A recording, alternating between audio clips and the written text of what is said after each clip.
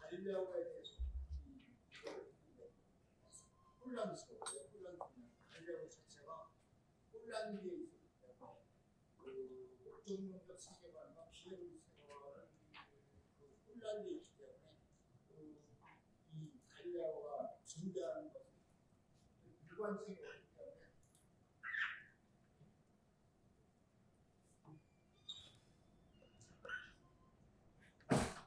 굉장히 혼란스러워서 제가 이것을 계속 공부하면서도 혼란스러워서 그 혼란을 어떻게 극복하느냐 하는 것은 뭐 제가 큰 방법은 없고 현재적인 방법에서 한번 점검을 하는 방향으로 제가 했습니다.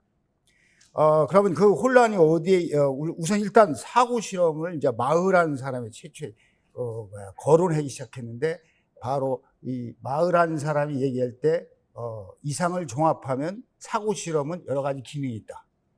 이미 설정되고 검증하는 거고 그리고 가설을 구성하는 거고 그리고 이론을 파기하고 새롭게 구성하는 기능이다. 그런데 갈레오는 대개 세 번째에다가 기준을 두었다고 저는 생각하고 있습니다. 근데 이제 갈레오가 아까 말씀드린 대로 갈레오는 굉장히 큰 문제를 가지고 혼란스럽고 우리가 그냥 갈레오 공부할 때는 뭐 이렇게 혼란스럽지 않은 것 같은데 막상 해보면 일관성이 없어요. 일관성이 없기 때문에 굉장히 혼란스럽다 이렇게 얘기할 수 있습니다. 특히 형이사학적 문제는 굉장히 중요한 문제인데 형이사학적 문제는 일종의 가지고 있는 밑바탕에 가지고 있는 믿음인데 이 목적론적 설명하고 그리고 기계론적 설명이 이게 일관성이 없이 이게 겹쳐 있기 때문에 그 형이사학적 문제는 대단히 중요하다고 얘기할 수가 있습니다. 그 다음에 이제 대칭성이라는 것도 굉장히 중요해요. 현대과학 입장에서는 이 대칭성이라는 것은 이게 원운동하고 가속운동이 똑같이 동력학적에 의하면 똑같은 건데 이 갈레오는 그걸 다른 관점에서 바라보기 때문에 또 혼동이 온다 이렇게 얘기할 수 있습니다. 그래서 이러한 여러 가지 문제 중에서 다시 가장 큰 것은 형이사학적 문제가 가장 크게 있지만 저는 이제 이러한 문제를 거론하기보다도 일단 갈레오가 어떻게 사고 실험을 사용하고 그걸 확장했는지를 간단히 알아보고 또 오늘은 제가 여기에는 없지만 제가 유비를 현대적인 관점에서 유비를 한번 분석해 봐서 갈릴레오가 어떻게 주장했는지를 가늠해 보려고 합니다. 일단 아리스토텔레스는 정적인 우주죠. 정적인 우주라는 건 이 세상엔 고정되어 있고 변하지 않는다. 그걸 우리는 고전적인 형이사학적 관점이라고 얘기할 수 있는데 바로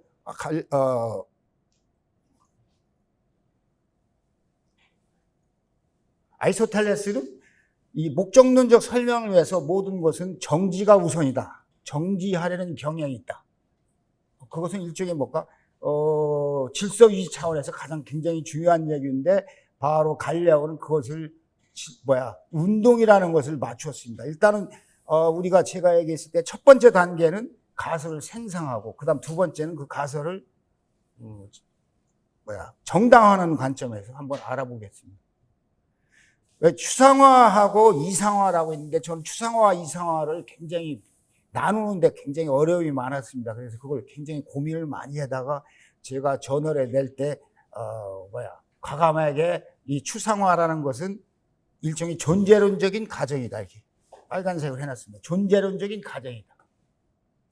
그리고 이상화는 인식론적 가정이다 이렇게 얘기해서 제가 이렇게 했습니다. 그래서 바로 존재론적 가정이라는 것은 어떤 수학을 사용하기 위해서 수학하기 위해서 필요 없는 것은 과감하게 제거하고 그 다음 이상화 과정에 의해서 그것을 정당하는 과정이라고 얘기할 수가 있습니다. 이게 참 이상해요. 그럼 이 추상화 과정이라는 것은 바로 천상에서도 원운동하니까 지상에서도 원운동할 것이다 라고 생각하고 나머지 힘을 제거하면 천상과 지상은 동일한 원운동하고 그게 바로 자연스러운 운동이다 이렇게 얘기를 했습니다. 그래서 바로 그게 바로 우리는 추상화, 귀추라고 얘기할 수 있다. 귀추는 일종의 어떤 결과를 가지고 자신의 법칙에 맞춰서 원인을 알아내는 거라고 얘기할 수 있습니다. 그래서 과감하게 존재론적인 가정을 하고 나머지는 그냥 제거를 했다 이렇게 얘기할 수 있습니다. 그럼 왜 제거를 했느냐를 얘기해야 되는데 그때 이상화 작업에서 그걸 정당화하기라고 얘기할 수가 있습니다. 저는 그걸 뭐라고 하냐면 이상화 작업이라고 얘기할 수 있습니다. 그래서 바로 경험 세계하고 이상화된 세계로 이동을 한다 이렇게 얘기할 수 있습니다. 그럼 우리가 이 화면이 좀 이상해. 자, 이상화 작업이라는 것은 마찰력을 제거하는데 그냥 제거하는 게 아니라 사고 실험을 통해서 마찰력이 제거되는데 바로 그것은 바로 인식론적 가정이라는 것은 충분히 그것이 제거된다는 것을 인식할 수가 있다는 뜻입니다. 그래서 바로 사고 실험을 통해서 마찰력을 제거해서 이상화된 세계로 가서 바로 추상화된 것을 정당화한다고 얘기할 수 있습니다. 그 다음은 가설의 확증과 확장이라고 했는데 이것은 갈레오가 굉장히 많은 것을 공들여서 얘기한 건데 바로 가설 연역이라고 했습니다. 물론 이 사람이 가설 연역을 안 했지 현대적인 관점에서 이제 알아보도록 하겠습니다. 가설 연역이라는 것은 귀납과 연역과 귀납을 동시에 사용하는 건데 바로 배가 일정한 속도로 가는 배 위에서 물체를 떨어뜨리면 그 물체는 항상 배 밑에 떨어진다. 그래서 수평성분이 관성의 법칙을 따른다. 이렇게 얘기했습니다. 그럼 바로 연역하고 귀납을 융합을 한 것이 가설 연역이라고 얘기할 수가 있습니다. 두 번째 확장 단계에서는 어떻게 했냐? 확장 단계에서는 좀 이 그림이 좀 이렇게 재미있는 그림을 찾으라고 했는데 바로 타베논증, 바로 고대 그리스의 타베논증이라는 문제는 굉장히 중요한 문제였습니다. 바로 지구가 자전한다면 자전 반대방으로 돌멩이가 떨어져야 되는데 왜 항상 탑 밑에 떨어지냐? 그것은 지구가 자전하지 않기 때문이다. 자전했다는 것은 틀린 얘기다.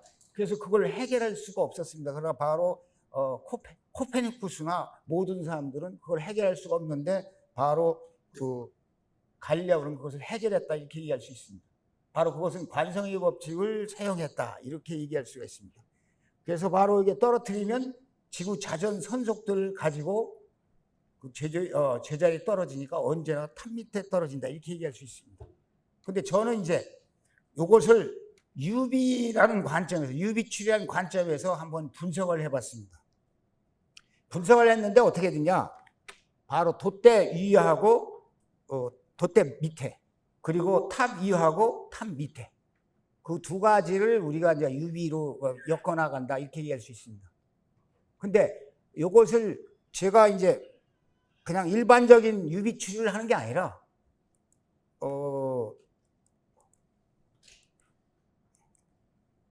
어디로 가냐 이것도?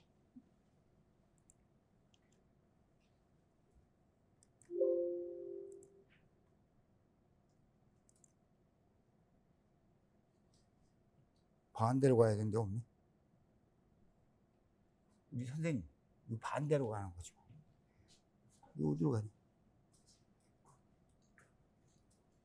이 반대 앞으로 가야 돼. 됐어. 제가 구조 대응 원리라는 걸 이용해서 현대적인 관점에서 이제 그 사람이 어떻게 했는지를 알아보도록 하겠습니다. 그럼 표 2를 보면 표를 2를 먼저 얘기를 해야 되는데 바로 기반 영역하고 목표 영역에 있습니다. 근데 우리가 보통 철학에서 말하는 이제 유비를 하는 게 아니라 인지과학에서 젠트론한 사람이 굉장히 오래전에 했는데 그걸 많이 이용하고 있는데 제가 이걸 차용을 해가지고 거기다 적용을 해봤습니다. 일단 기반 영역에서 보면 바로 뭐가 있냐면 돛대 위에서 돛대 아래로 떨어진다.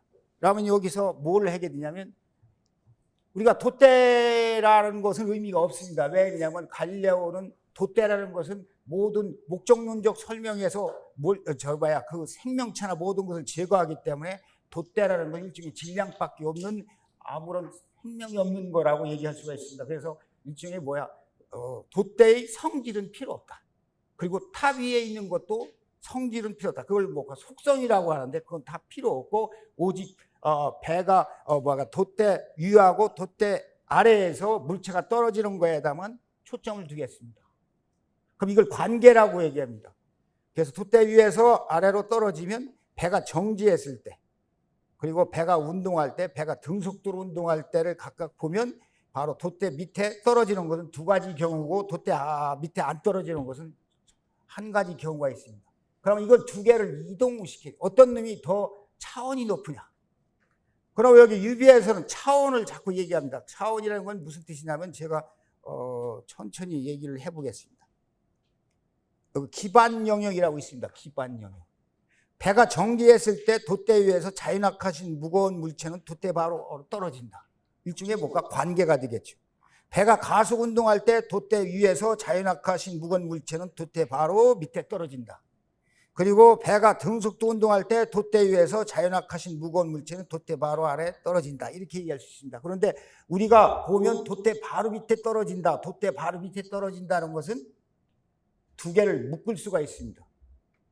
그러니까 바로 1, 2, 3번 중에서 1번과 3번은 굉장히 관련이 높다라고 얘기할 수 있습니다. 우리가 보통은 이게 체계성 원리라고 하는데, 우리가 어떤 것을 기반 영역에서 목표 영역으로 이동할 때 기반 영역에 해당하는 것을 무조건 이동하는 게 아니라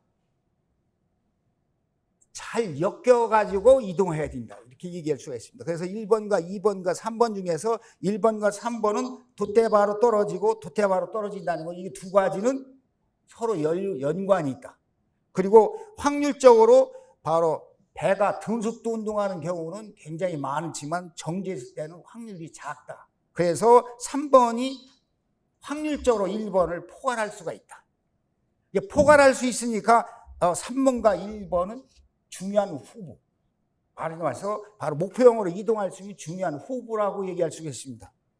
그래서 관계들 중에서 높은 차원이고 2번은 차원이 낮다. 이렇게 얘기할 수 있습니다. 차원이 낮다는 얘기는 엮을 수가 없다.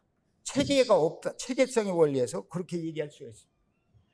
그런데 이거 가지고는 또 안 되지. 왜냐하면 우리가 보통 얘기할 때 과학에서는 이걸 추상화된 법칙이 필요한데, 이 추상화된 법칙이 필요한데, 이 갈레오는 잘 모르니까 어떻게 됐냐. 그 원인이 왜 이렇게 됐느냐, 원인을 모르니까 어디에서 이게 자연스러운 운동이다. 자연스러운 운동이라는 것을 차용해가지고 이 1번과 3번을 설명하게 됩니다. 그렇게 된다면 1번과 3번은 훨씬 더 체계성이 있고 훨씬 더 차원이 높아진다. 이렇게 얘기할 수 있습니다.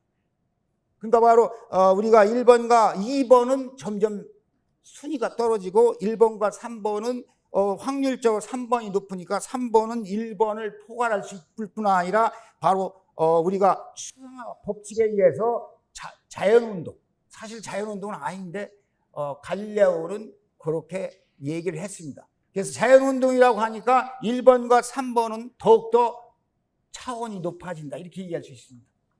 그래서 바로 표 2를 보면 가변 영역에서 배가 정지했을 경우, 배가 일정한 속도로 운동할 경우, 배가 가속 운동할 경우는 이 세 가지를 나열할 때는 아직은 차원이 낮다라고 얘기할 수 있는데, 1번과 3번을 묶게 된다면 1번과 3번은 차원이 높아지고, 그리고 자연스러운 운동에서 이루어진다고 한다면 1번과 3번은 더욱더 차원이 높아진다 얘기할 수가 있습니다.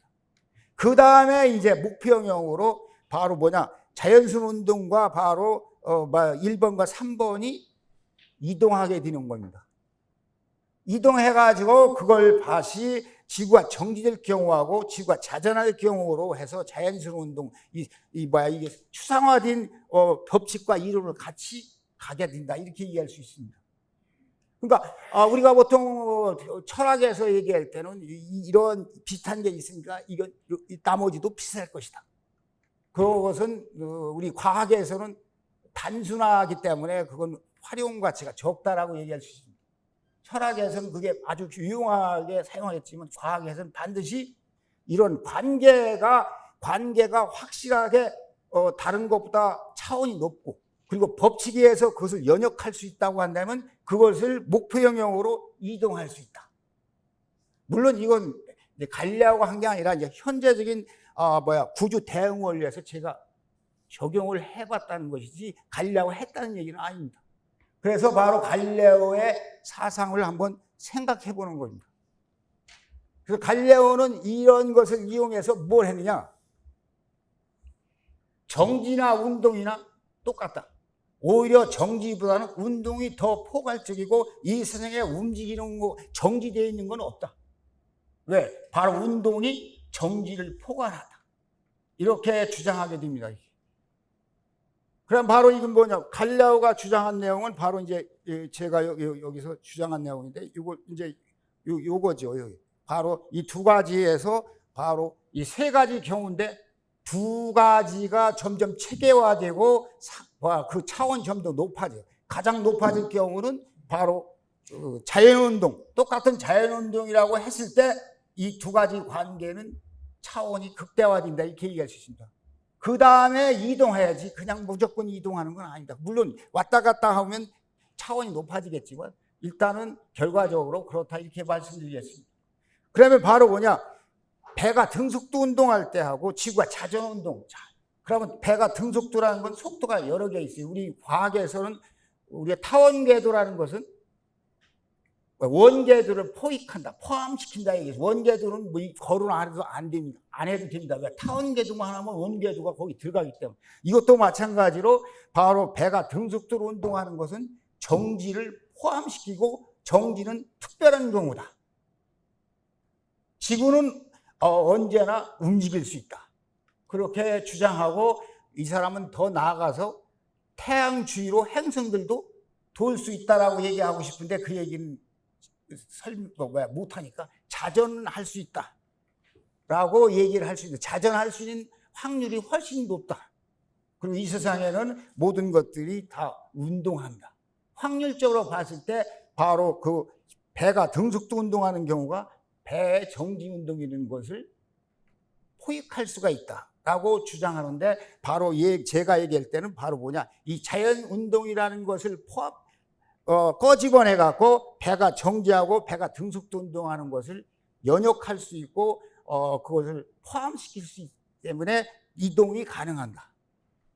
그렇게 얘기를 할 수 있는 과학이. 그런데 이제 사실 이게 자연 운동이 아니지. 자연 운동이라는 것은 아니고 바로 동력학으로 힘이 작용하는데 그 당시는 잘 모르니까 그냥 자연 운동이라고 얘기를 했고 바로 우리가 혼란스러운 가장 경우가 바로 이 사람이 기계론적 설명, 기계론적이라는 것은 바로 거기에 있는 목적론적으로 설명하는 것들을 다 빼내가지고 원자론을 도입했기 때문에 자연학할 때 하나하나가 동일한 속도, 동일한 가속도를 가지고 있다면 전체도 동일한 가속도를 가지고 있을 수 있다. 그럼 그건 기계론적 설명인데 막상 또 추상적인 이론을 얘기하라면 목적론적으로 설명하니까 우리는 혼돈이 오는데 그러나 혼돈을 하더라도 그 사람을 믿고 우리가 한번 분석을 해봤습니다. 그래서 여기에서는 갈레오는 이 세상의 모든 것들은 정지보다도 운동이 우선이다. 아리스토텔레스는 정지가 우선이라 했지만 운동이 우선이다. 운동이 있고 정지라는 것은 바로 지극히 특별한 경우다. 그래서 사실은 그런데 그것을 아인슈타인이가 특수상대성 이론에서 잽싸게 전제완으로 사용해서 자기 이론을 전개해 나갔다. 이렇게 얘기를 할 수 있습니다.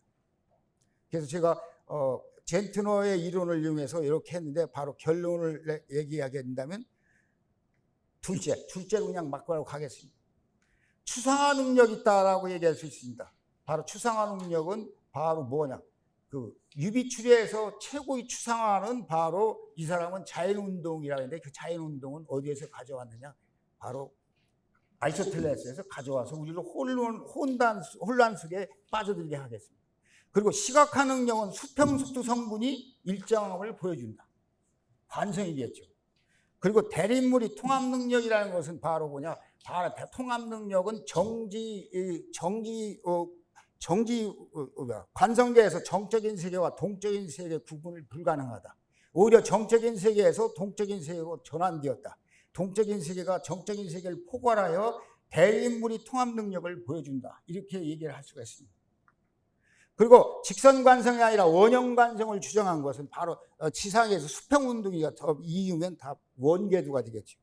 고대 그리스의 원형의 운동은 완벽한 아름다움을 상징하고 무한히 질주하는 직선 관성보다는 안정성에 있었다. 뭔가 안정해야 됩니다.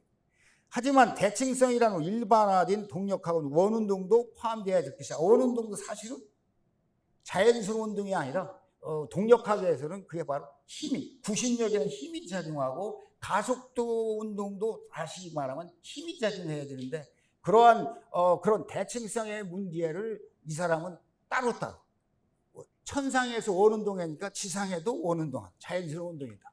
원래 지상에서는 위에서 아래로 자연스러운 운동이다. 그것은 따로따로 설명하기 때문에 대칭성에 문제가 있다. 오늘 현대적인 관점에서 말씀드리는 거예요. 그래서 굉장히 혼란스러웠지만 우리가 일단은 갈릴레오가 어떻게 운동이 우선인가를 설명할 때 바로 아인슈타인한테 어떤 영향을 줬는지를 우리는 짐작할 수가 있습니다. 그래서 오늘은 바로 우리가 유비 추리할 때 그냥 이동하는 게 아니라 이 관계를 이동하는데 관계가 충분히 결속력이 다져질 때 이동하는 거지 무조건 이동하는 것이 아니다. 이렇게 얘기를 할 수가 있습니다. 이상입니다.